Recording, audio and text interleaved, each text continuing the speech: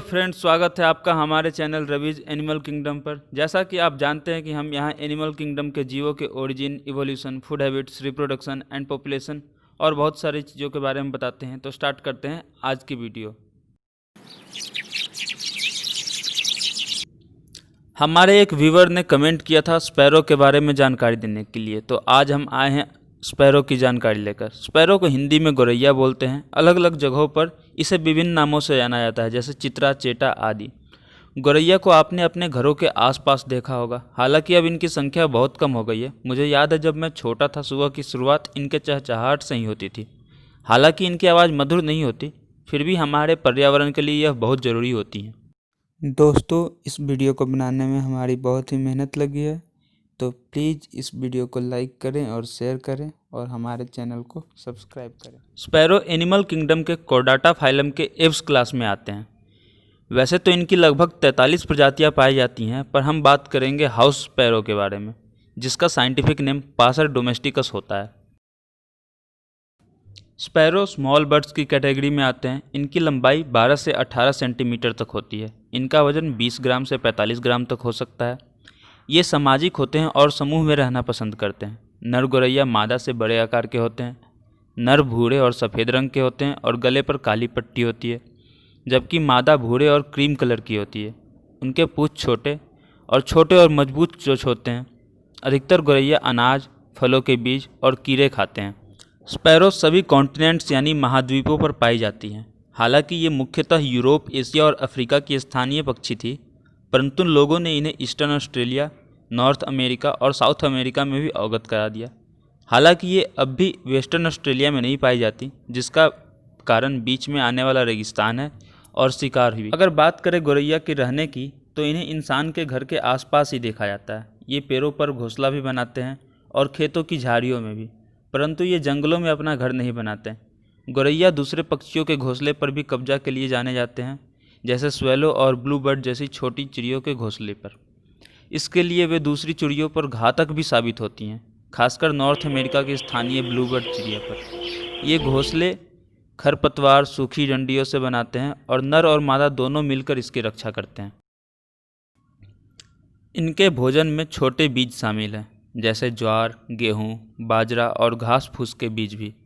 हालांकि ये प्राकृतिक रूप से मांसाहारी होते हैं और छोटे मोटे कीड़े जैसे कैटरपिलर, स्पाइडर्स और पेड़ पौधों पर पाए जाने वाले कीड़े भी खाते हैं।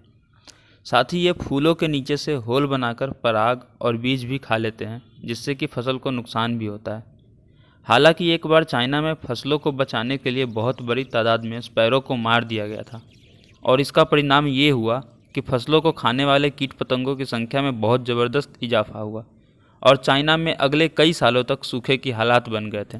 अब बात करते हैं गौरैयों में रिप्रोडक्शन के बारे में। इनका मेटिंग सीजन मार्च से अगस्त तक का होता है और ये साल भर में 3 से 4 बार अंडे दे सकते हैं। वैसे तो जीवन भर एक ही साथी के साथ रहते हैं, परंतु अगर साथी खो गया या मर जाए तो ये तुरंत साथी की खोज में निकल जाते हैं। मादा को लुभाने के लिए नर घोंसलों के आसपास ज़ोर से आवाज़ निकालता है और उसके आगे पीछे घूमता हुआ भी दिख सकता है। मादा एक बार में 2 से 8 अंडे दे सकती है और अंडे सेने का काम नर मादा दोनों मिलकर करते हैं। 10 से 14 दिन के अंदर अंडे से बच्चे निकल जाते हैं और अगले 15 से 17 दिनों में वे घोंसला छोड़ने के लिए तैयार भी हो जाते हैं। स्पैरो के अंडे की चौड़ाई 1.5 सेंटीमीटर के आसपास होती है। इनका रंग वाइट या ग्रीन भी हो सकता है और सामान्यतः ग्रे या ब्राउन स्पॉट्स होते हैं अंडों के ऊपर। अब हम आपको स्पैरोज की कुछ खास बातें बताएंगे। स्पैरोज वैसे तो वाटर बर्ड्स नहीं हैं, परंतु ये पानी में अंदर काफ़ी अच्छे से तैर सकती हैं और एक जगह से दूसरी जगह जा सकती हैं। कभी कभी ये बालू या मिट्टी में गड्ढा करके उसे अपने पंखों से अपने शरीर पर फेंकते हैं, जैसे मिट्टी से नहा रहे हों, और उस जगह को वो दूसरों से बचाते भी हैं। गौरैया हालांकि 4 से 5 वर्ष तक ही जीवित होते हैं, परंतु एक केस में एक गौरैया को 15 साल 9 महीने तक जीवित पाया गया था। डीएनए रिसर्च से पता चला है कि स्पैरोज की 15% तक जीन्स मुर्गों से मिलती है। एक केस में इन्हें 2000 फीट ज़मीन के नीचे एक कोयले की खदान में भी पाया गया था। अडल्ट स्पैरो मेनली वेजिटेरियन होते हैं, परंतु बच्चों को इंसेक्ट्स की डाइट की ज़रूरत होती है शुरुआत में, ताकि वो जल्दी से ग्रोथ कर सकें। इनका सबसे बड़ा शिकारी कैट्स होती हैं, जो कि हमारे घरों में आसानी से मिल जाती हैं। बहुत सारे शहरी इलाकों में इनकी जनसंख्या 99% तक घट गई है, और इसका मेन रीज़न मोबाइल टावर्स हैं, जिसके रेडिएशन से बच्चे अंडे से निकल ही नहीं पाते।